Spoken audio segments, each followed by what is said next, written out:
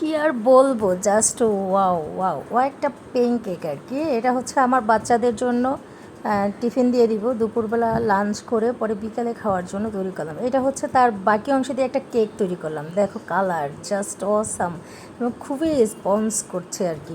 তো আমি কেক তৈরির জন্যই আমি এটা মানে তৈরি করিনি। এটা হচ্ছে ভাবলাম একটা কেক তৈরি করবো, পরে দেখি আমার ওভেনের সুইচটা নষ্ট হয়ে গেছে।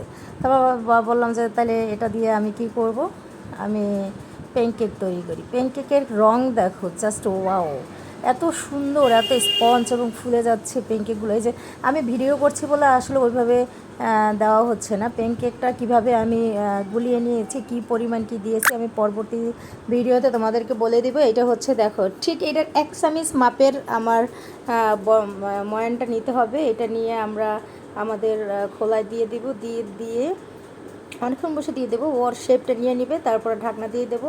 আর চুলার আঁচটা হবে মিডিয়াম থেকে লো আর কি।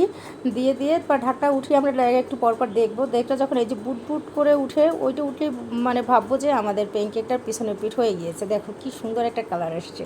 যদি এই কালারটা আরেকটু ব্রাউন শেপ করতে হলে মিনিমাম আরও 30 সেকেন্ডের মতো, 30 সেকেন্ড পরে আমরা এটা উল্টাবো। আমি তো উল্টিয়ে দিয়েছিলাম বিকজ যদি পুড়ে যায় কিনা, যেহেতু বাচ্চাকে দিব। তো এইটা হচ্ছে দেখো কত সুন্দর একটা রং। এই যে উল্টাই দেওয়ার ঠিক 1 মিনিট আমরা চুলার উপরে রাখবো। ওইটা রেখেছিলাম সম্ভবত 2 মিনিট, এটা হচ্ছে 1 মিনিট। দেখো কত সুন্দর একটা রং এসছে। সেমভাবে আমি এটা উঠিয়ে নিব এবং যেই চুলার আঁচটা যেভাবে ছিল ঠিক সেম আঁচে আমি কেকটা দিয়ে দেবো। কেকটা নিয়ে নিয়েছি, ওর কেকের একটা বাটি আছে ছোট, এটা 1/2 পাউন্ডের কেক হবে আর কি। ওই যে পাশে দেখা যাচ্ছে